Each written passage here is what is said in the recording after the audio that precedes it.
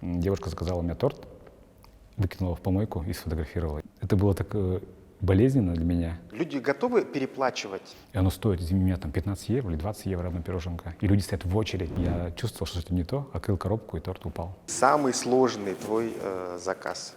Просто умираешь, твои клетки умирают прям сотнями, тысячами вообще. Самый дорогой торт, который ты делал?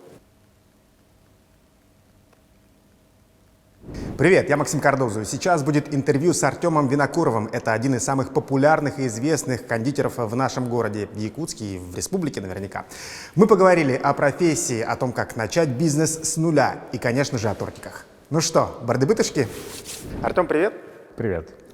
Очень приятно тебя видеть, и ты же у нас один из самых популярных в Якутске кондитеров, как выяснилось, даже единственный мужчина, который защищает честь всех сладкоежек, правда? Ну да, на сегодняшний день. Ну, мужчина точно единственный. Насчет популярности я не знаю, это как бы такая вещь. Ну расскажи, как ты дошел до жизни такой?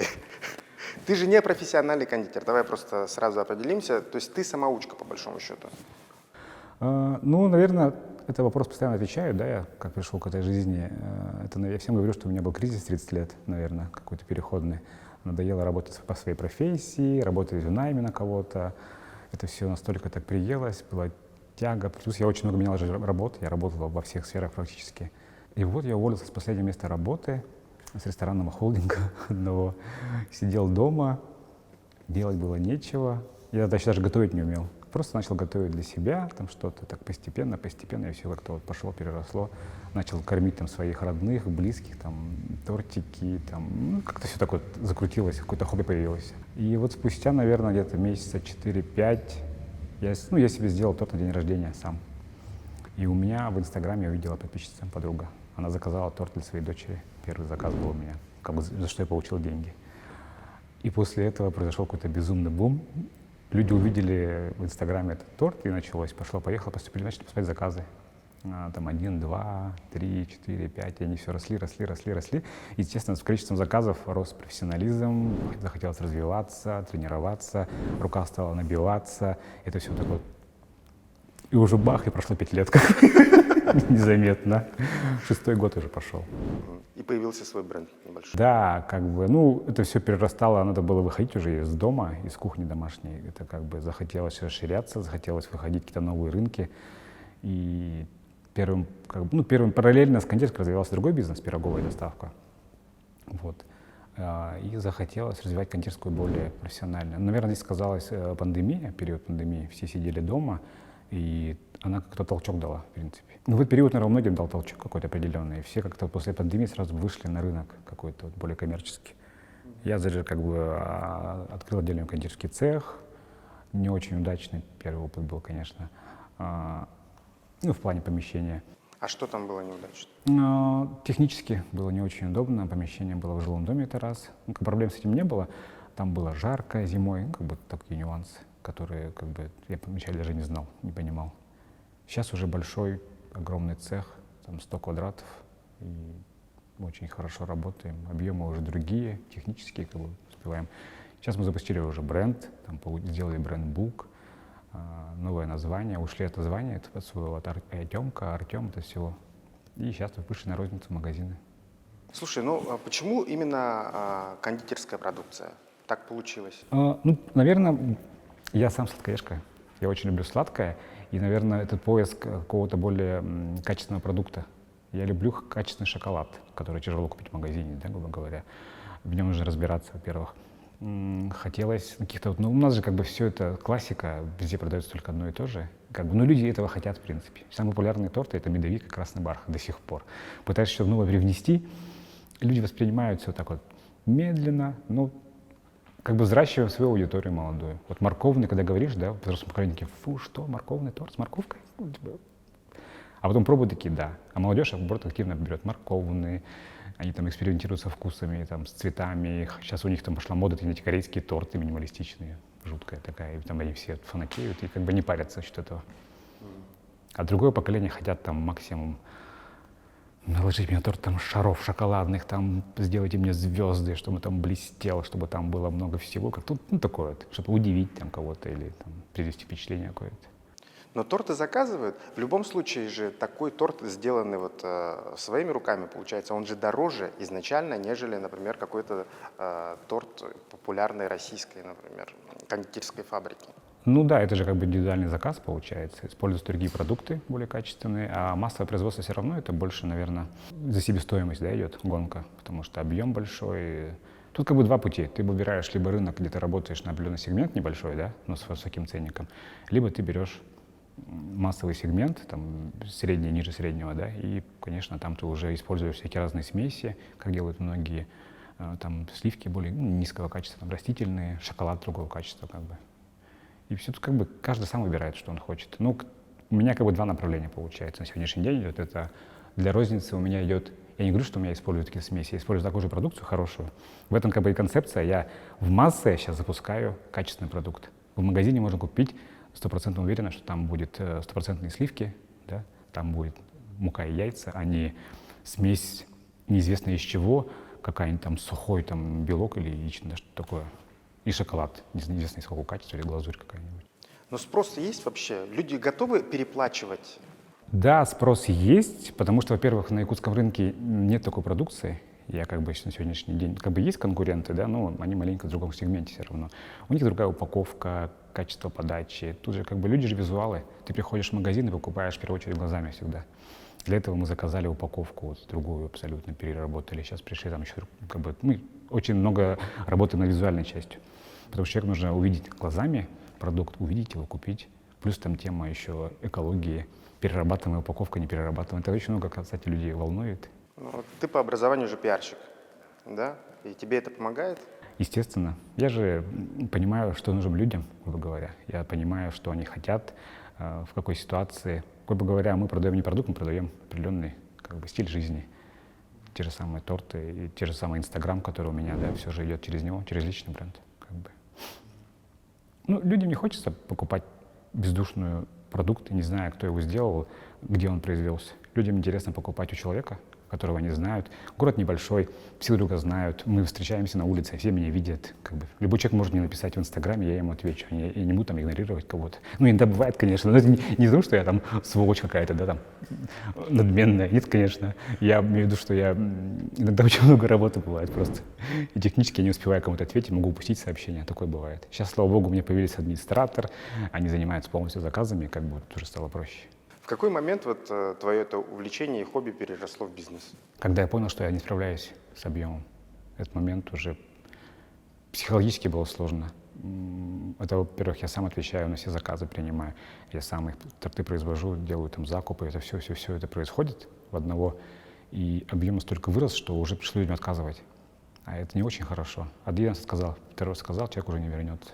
Тут уже надо смотреть как предприниматель в первую очередь. И понял, что нужно выходить, искать помощников, сотрудников, чтобы это все уже перерастало в более какой-то бизнес, более масштабный. Ну, был ли какой-то момент, когда ты понял, что, на это можно заработать? Или это было бы же с первого же раза, вот тебе подруга сказала? В самом начале было уже. Потому что как бы деньги стали поступать, да, грубо говоря. Ну, и я пока даже не замечал, что они как-то вот как бы... Раньше я получал зарплату фиксированную, да, а тут у меня шел рост. И я понимал, что чем больше я сделаю, чем больше я заработаю. И это все, как бы, это, конечно, это остановиться тяжело, на самом деле, от этого. Ты же понимаешь, если берешь заказы, да, и там в какой-то момент ты не справишься с объемом, да. Это же работаешь на износ, это не спишь, это реально там вообще... Хобби превратилось в работу. Уже в какой-то момент я начал понимать, что мне становится уже это неинтересно. Это настолько появилось профессиональное перегорание, такое легкое какое-то отвращение к работе, да, к всему, это к общению с людьми тяжело стало очень. Уже понимаешь, психологически. Особенно это был приступ, наступил у меня вот последний момент, наверное, вот на этот Новый год. Был большой объем, мы вдвоем уже были, нас было двое, да, их еще кондитер был, да. И тогда мы поняли, что мы уже не справляемся. Потому что я помню, 31-го вечера пришел домой, лег поспать и хотел просто, не хотел не отвечать никому на телефон, я не хотел же идти на Новый год к родным, мне просто хотелось уснуть, проснуться, отоспаться. И тут был уже какой-то психологический момент, тяжело было очень. Момент перегорания, когда бывает, я сразу уезжаю. Я стараюсь ездить на учебу, там, маленько развеяться, посмотреть, там, вдохновиться, пообщаться. И как ты приезжаешь с такими с новыми идеями, все это.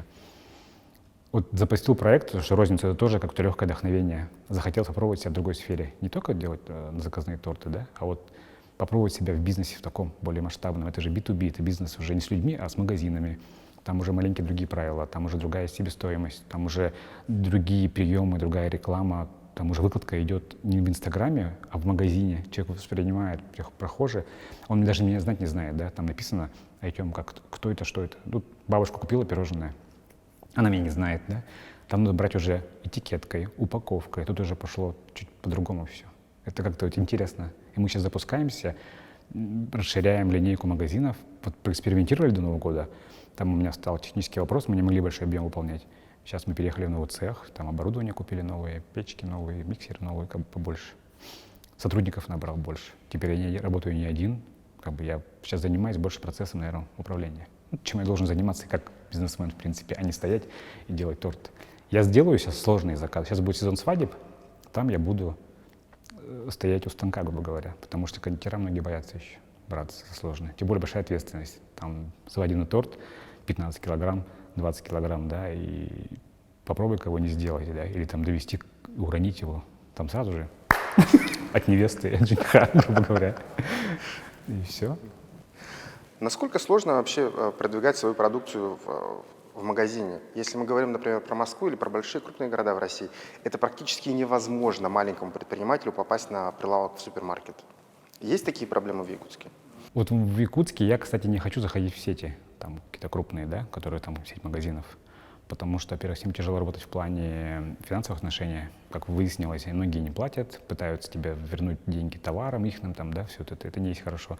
Я работаю больше с локальными магазинами, небольшими, у них хороший трафик, у них хороший магазин, у них хорошие холодильники, у них хорошее обслуживание, у них хороший ассортимент, люди любят, приходят.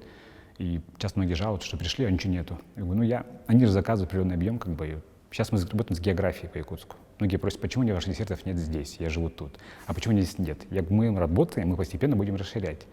Есть магазины, в которых тухляк полный, да? Товар стоит и не двигается никак.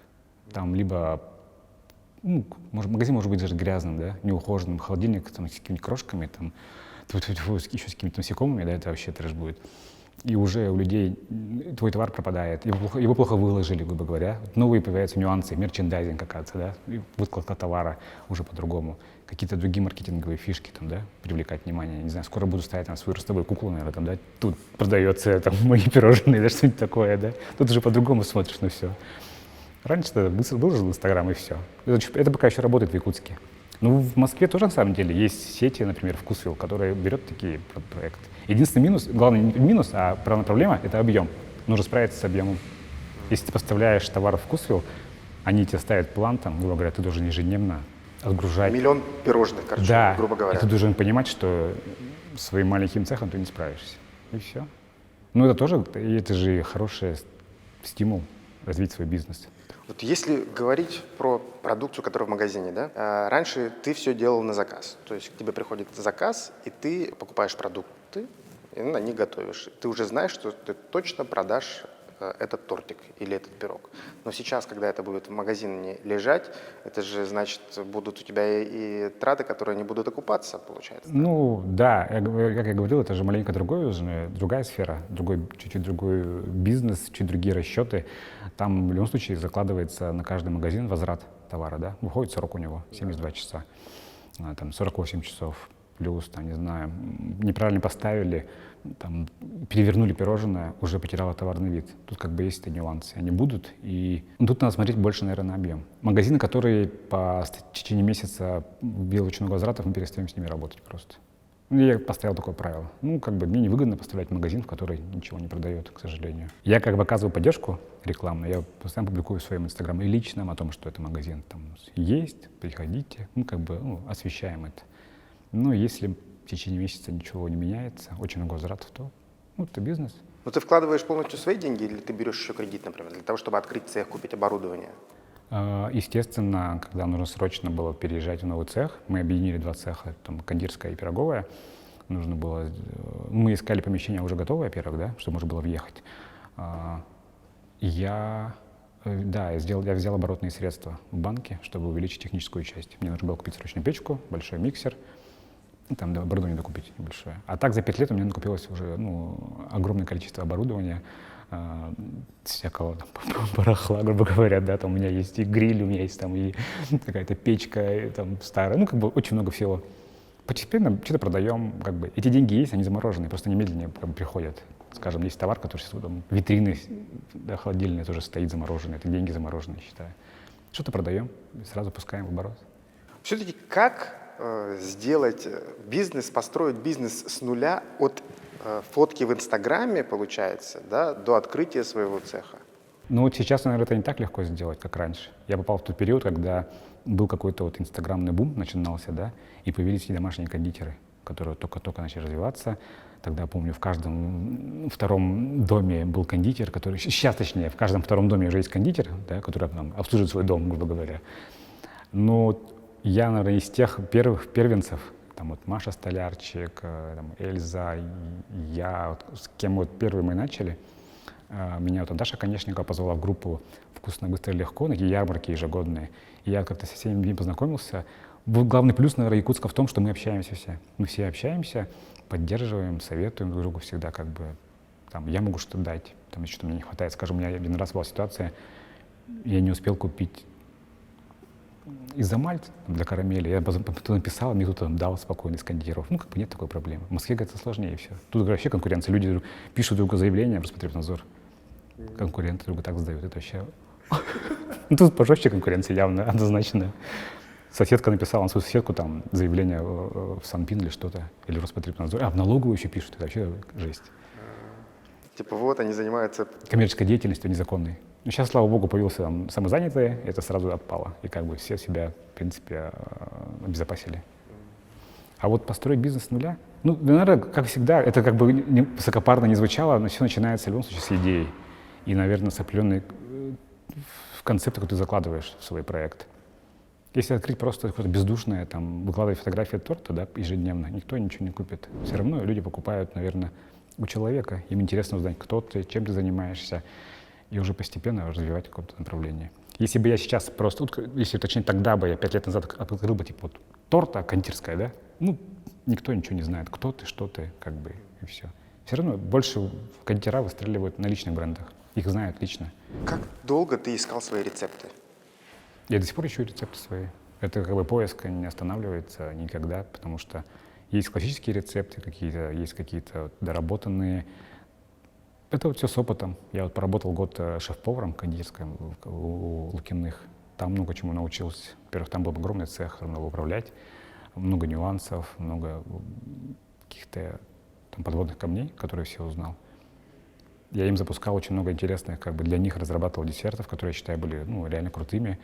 И там они как-то вот не смогли прижиться. Там тот же самый медовик с голубикой местный, да. Я сейчас делаю с черной смородиной. Мне он сам рецепт нравится, я его продвигаю до талого. Его люди покупают, ну, постепенно его пробуют. А вот так прям найти какой-то... До сих пор ищу. Я сейчас езжу, пробую что-то, соединяю, интересное появляется. Ну, по большому счету же популярных рецептов не так много, да, и каждый кондитер, он же делает по-своему, получается. Ну, они все, по сути, наверное, одинаковые. Как база все равно одинаковая. Кто-то что-то добавляет от себя, и все. А так у всех шоколадный бисквит — это шоколадный бисквит, у всех медовик — это медовик. У кого-то он толще, у кого-то он там тоньше, красный бархат у кого-то краснее, у кого-то не краснее. Ну, грубо говоря, так. База все равно идет одна. И тут уже как подашь, грубо говоря. Добавишь что-нибудь там от себя, и вот это будет твоя фишка фирменная, как бы, и все. Ты много всегда говоришь, что тебе важно, чтобы твое имя, да, оно всегда ассоциировалось с качеством, и ты всегда борешься за качество. Но бывали ли случаи, когда вот, твои пироги или торты не нравились? Это раньше я воспринимал это ужасно болезненно. Для меня это было прям как так? Я столько сил вложил, ты тут, извините меня, стоял тут. Вообще первый опыт самый ужасный, знаете, какой был? Девушка заказала мне торт, выкинула в помойку и сфотографировала. И написала, вот тут ему место, и меня отметила. И я такой, блин, это было так болезненно для меня. Ну, во-первых, я же пиарщик. Я же знаю, как ситуацию, в принципе, выкрутить в свою сторону, да. И плюс это опыт, в принципе, какой-то, да. И сейчас, когда вот на сегодняшний день могут написать, типа, нам не понравился ваш торт, мне не понравился ваш там этот, на вкус и цвет, как говорится, нету. Ну, нельзя попасть всем, полностью угодить. Есть аудитория, которая вам нравится, есть, которая, ну, к сожалению, вам не понравилась. Извините, как бы, ну, каждый что-то же ищет. Я тоже, скажем, покупаю там чай в одном магазине, другого не покупаю, потому что прям мне не нравится. Но я не высказываю этому магазину, какой у вас плохой чай. Я просто иду в другое место и беру там, где мне нравится. А сейчас из соцсетей все же стали экспертами. Это как бы, ну, я стараюсь, в принципе, раньше у меня тоже было такое, все выговаривать там на общественность. Сейчас я не выношу ссор из избы. Я лично пишу руководителю или магазину, мне не понравилось то-то, исправьте. Или качество было такое-то. Или, ну, не пишу, у вас было невкусно. Ну, они так готовят. Это вот, может, их подача такая основная. Ну, если они нарушают определенные какие-то правила, да, скажем, там салат «Цезарь» был подан с майонезом, а не там не соусом, да, то я напишу, как бы, ну, такое не должно бы допускаться. Но, с другой стороны, тоже, может, какое-то видение своего, там, шеф-повара, майонез, грубо говоря. А что был за торт, который не понравился, который она выбросила, по-моему? Медовик. Но он был такой красивый, там, космический декор, что-то она написала. Ну, тоже, это было только начало моего пути, в принципе, да, может, у меня было такое, правда, может, не понравился им вкус, да, там, они писали, что он там сухой, что-то еще, но они могли не просто написать лично, да, мне не понравился его торт, я даже могу, я деньги вернул бы человеку без проблем. Просто проблема завышенного ожидания, это сейчас нынешняя проблема вообще бизнеса, в принципе, у многих. Человек ожидает, вот он визуально покупает какой-то торт, а по факту, по вкусу он ему не понравится. То завышенное ожидание, сейчас это главная проблема, она больше, наверное, психологическая, да, и сейчас с ней нужно правильно бороться на самом деле, или как-то вот правильно справляться. Мне кажется, найти свой десерт любимый, это сложновато, наверное. Все равно нужно как-то пробовать. Или есть какие-то вещи, которые выстреливают 100%? Вот если взять на примере, я сейчас делаю торт, да, ванильный меренговый. Это вариация знаменитого очень торта, который его признают крутейшие рестораторы, мировые, российские. Я прочитал в интервью у Новикова о том, что его спросил, какой любимый десерт. Он сказал, мне нравится ванильно-меренговый торт из ресторана Киприяни, итальянский. Я начал прогугливать, все, нашел, интересно, и правда, его многие признают лучшим. Но на самом деле там просто классика. Там обычный классический бисквит, который там на яйцах взбивается, там, и все, и пропитывается заварным кремом, заварным обычным кремом. Ничего там гениального нету. И покрывается обычной меренго, безе. Покрывается, и все. Это такое 3 ингредиента, да, которые у всех есть на поверхности, да, это как вот взять, не знаю, что-то там, 1 + 1 равняется 2, да, это понятно. И он взял такие 3 вещи простые, соединил, и он сейчас признается лучшим десертом. Его многие признают прям вот лучшим из лучших. Что это как бы топом. Ну, не говоря про всякие модные. Французы, конечно, модные, там, да, у них там всякие Седрик Гроле, да, который сейчас считается самым крутым кондитером, популярным в мире, в принципе, новатором.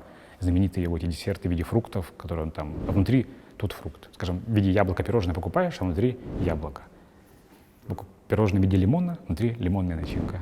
Как бы база у него одинаковая, там мусс из белого шоколада, покрытие, но сама фишка в том, что ты покупаешь пирожные ручной работы полностью, там они вручную там его там как-то соскребают там щеткой, чтобы там создать ощущение ореха там или чего-то либо.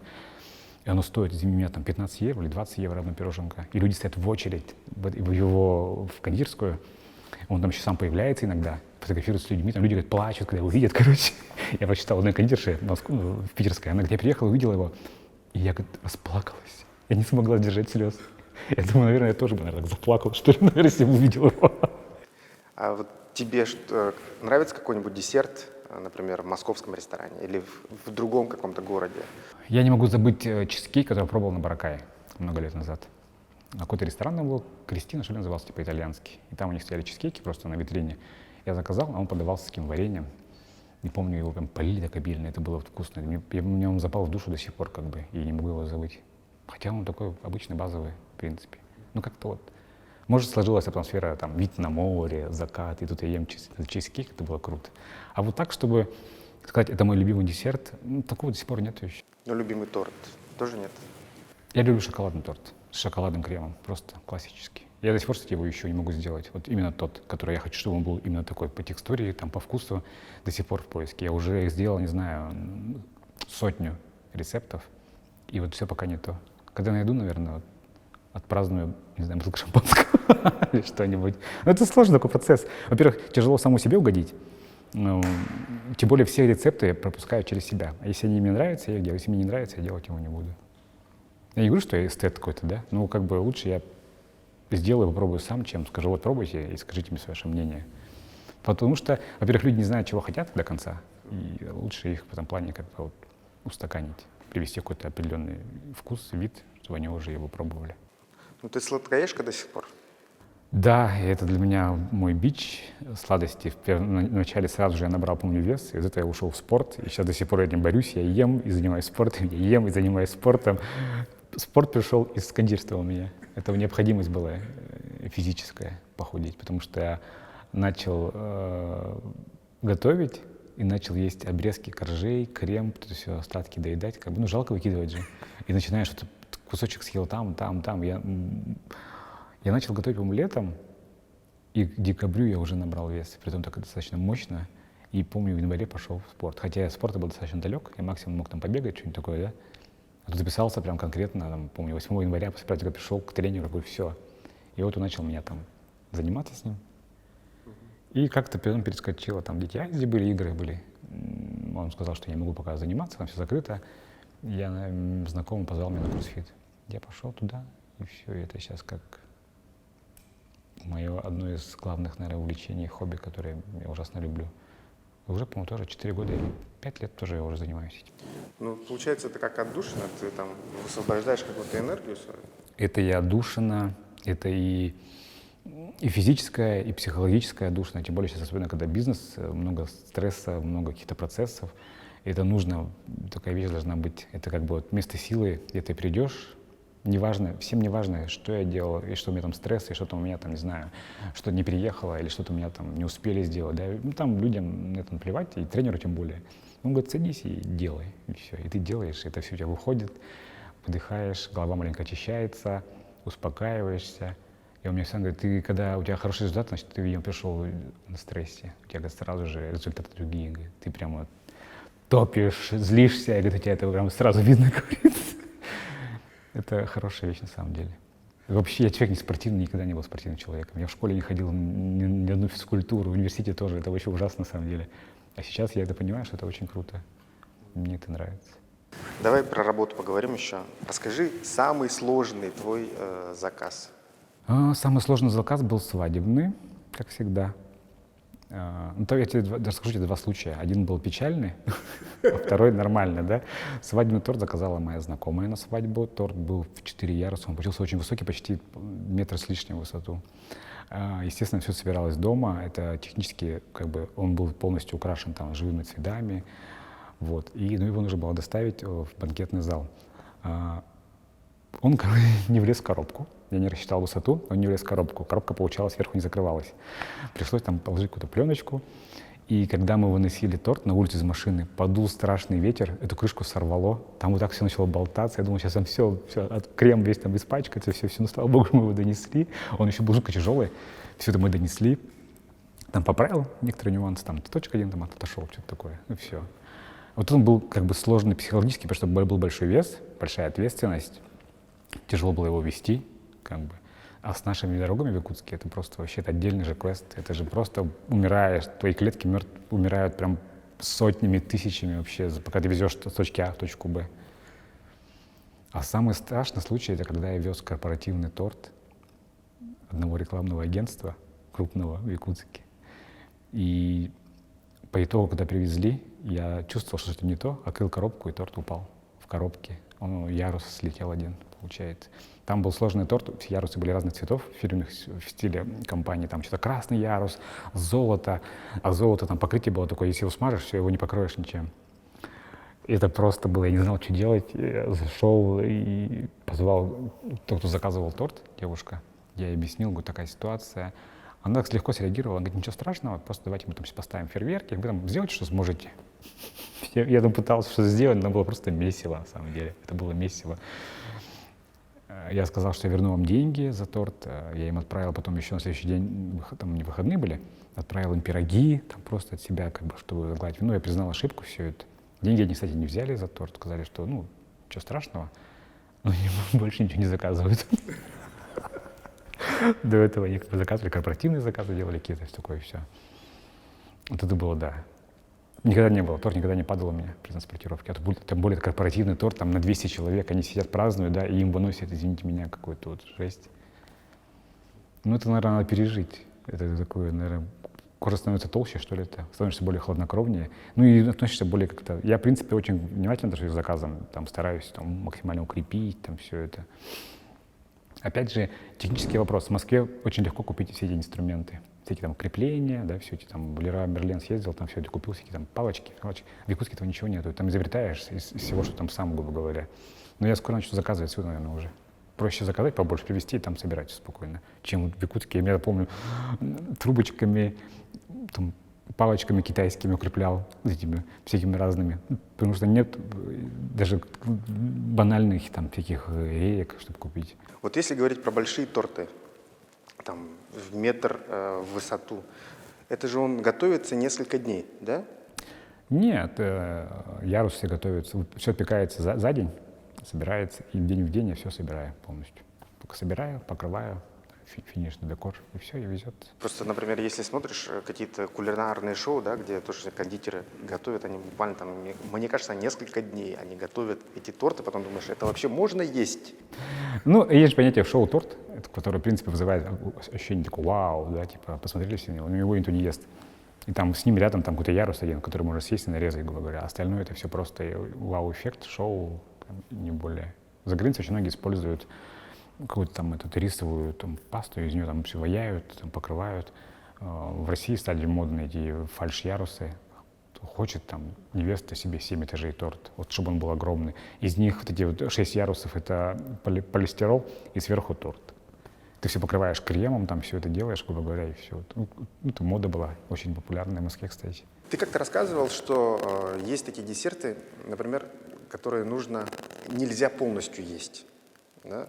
Там нужно срезать слой крема для того, чтобы добраться до съедобных частей. Ну, это касательно тех тортов, да, которые, скажем, торт из мастики.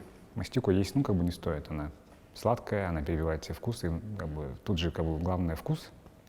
Ну, многие хотят съесть декор. Вот я же заплатил за все, я должен все это съесть. Вот есть такой, ну, как бы, у людей. Дети часто заказывают, ну, детям торт заказывают, они там фигурки, леденцы, ну, это все можно съесть, в принципе. Это все съедобное, печать сахарная, все съедобное. Ну, как бы, раз как в год, конечно, можно ребенку позволить там съесть все, что хочет, и ешь, грубо говоря.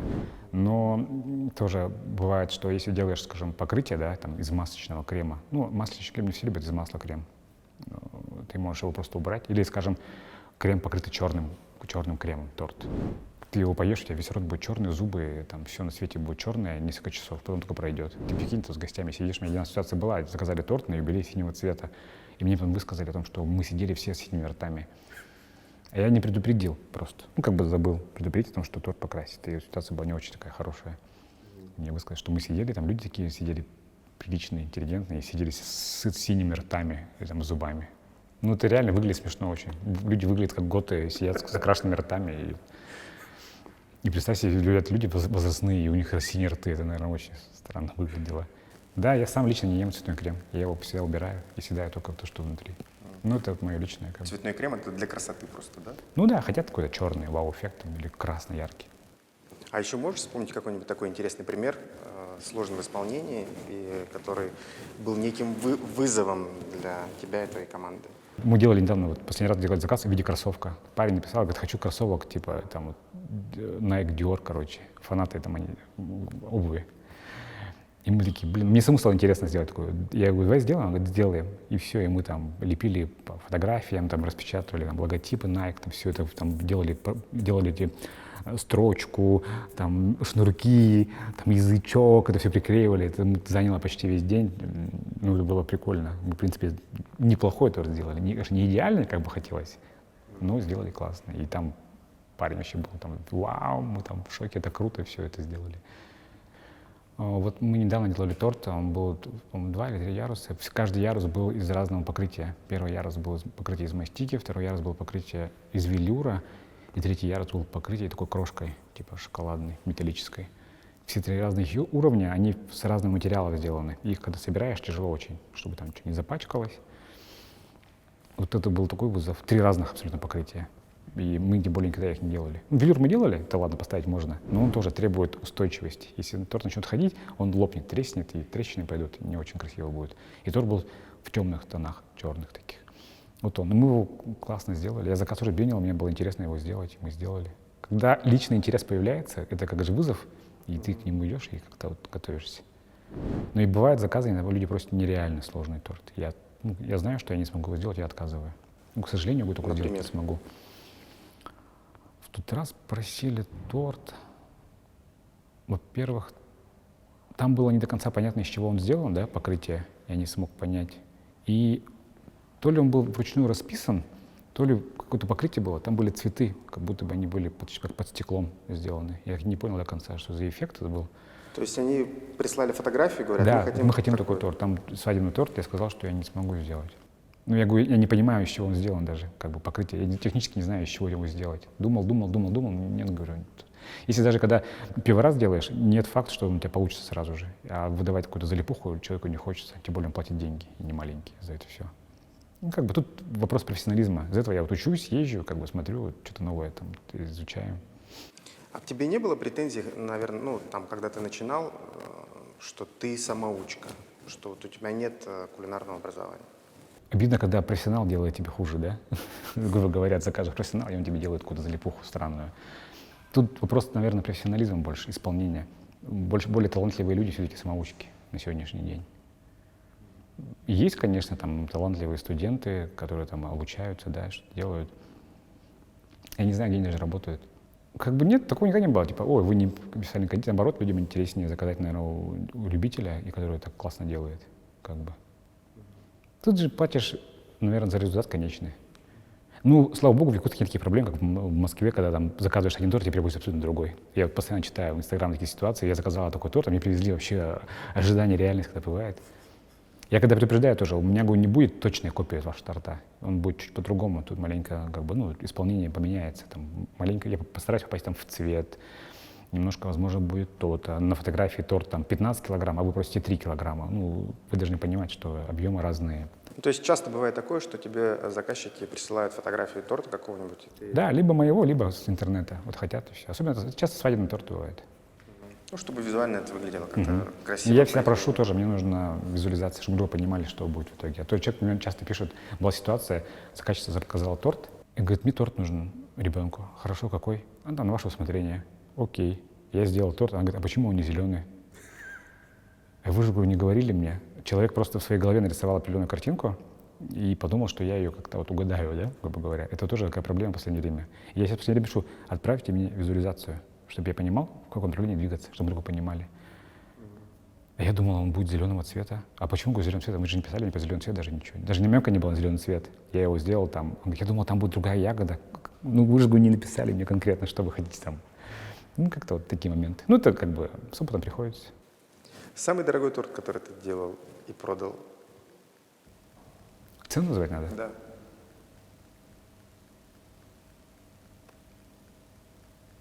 $40 с лишним тысяч стоил торт. Для меня это Сколько? было 40 с лишним тысяч торт был. Я не буду говорить, кому я делал его. Я делал его руководителю крупной компании якутской. И его работники заказали. Он был огромного веса вообще, какого-то там нереального.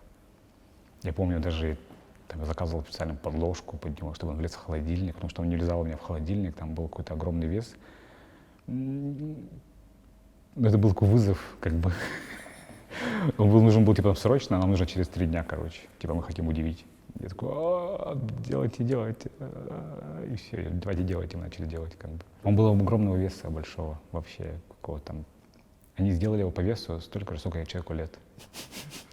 А ему было 40 с лишним лет, короче. Это был вообще нереально какой-то огромный торт. По весу это было...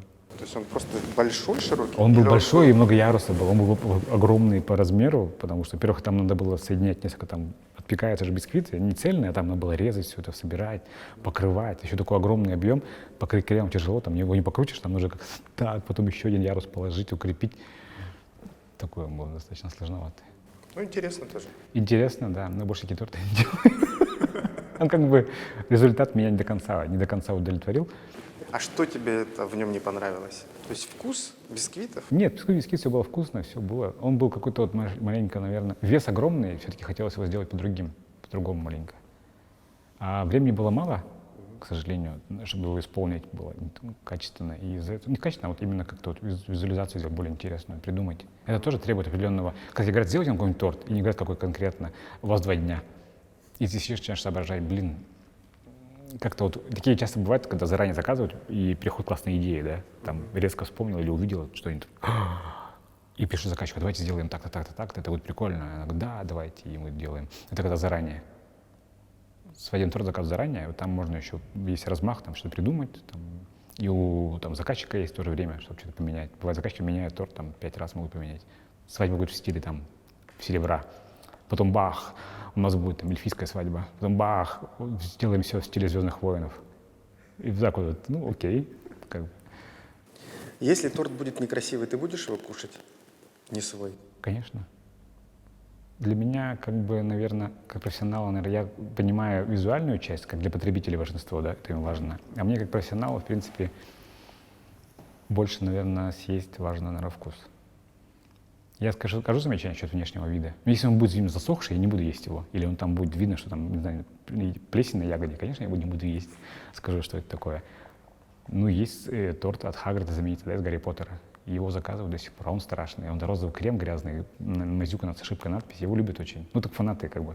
Он же, ну, это как фишка, да, просто. Как-то вот это сейчас мода пошла на эти вот минималистичные торты. Они несложные, они такие достаточно вычурные, да. И вот сейчас они людям нравятся, молодежи. Это новое поколение воспринимают уже по-другому маленько. У них какое-то вот восприятие не самого торта, им важно сделать просто продукт и запомнить событие, которое произойдет. Этот торт они везут на день рождения к другу, и они запомнят, наверное, само событие, эту всю атмосферу, а не вот этот вот торт конкретно. И им не важно, пускай он будет написано «Happy Birthday», там, «Beach», что-нибудь такое, да. Вот, им как-то вот такое вот все по-другому маленько. Или там просто, пускай он просто белый будет, и напишите мне «ХБ». Все, «Happy Birthday», типа сокращенно. Хорошо. И вот такие торты сейчас набирают популярность. Потому что выросло поколение другое уже. За 5 лет, когда я работаю, у меня уже пошло другое поколение заказчиков. Они стали зарабатывать, стали заказывать. Ну, ты видишь себя дальше, то есть в кондитерском, да, направлении? Да, вижу, но больше, наверное, как уже управленец. Бизнес нужно развивать с точки зрения управления, потому что никто другой этого не сделает, кроме меня, да, и никто его так, наверное, не понимает и не знает, как своего клиента, потребителя. А физически времени много нету. И стоять, торты готовить, еще и управлять. Тут очень много времени нужно. Обучение то же самое. Я сейчас вот недавно перед приездом прошел обучение, да. Это тоже будет... Раньше не мог даже позволить себе пойти на обучение, потому что не было времени. Потому что у меня стояли заказы. Я тут не могу. Запишусь такое на обучение, все классно. Бах, заказ поступил, и такой еще сумма хорошая. Думаешь, ладно, пойду сделаю торт. Ну, жалко деньги выпускать, как бы, да. Все это. Ну, это же бизнес. Сейчас у меня ответственность большая. У меня аренда, у меня люди, которые получают зарплату. Нужно по-другому смотреть уже на вещи. Это раньше я мог, типа, я не встану там, сегодня сделаю себе выходной, не буду ничего делать, и все. Никто ничего мне там, мне нет аренды, у меня дома все делаю в квартире, грубо говоря, да. И как бы проблем не было. А сейчас ответственность большая, и нужно для этого работать.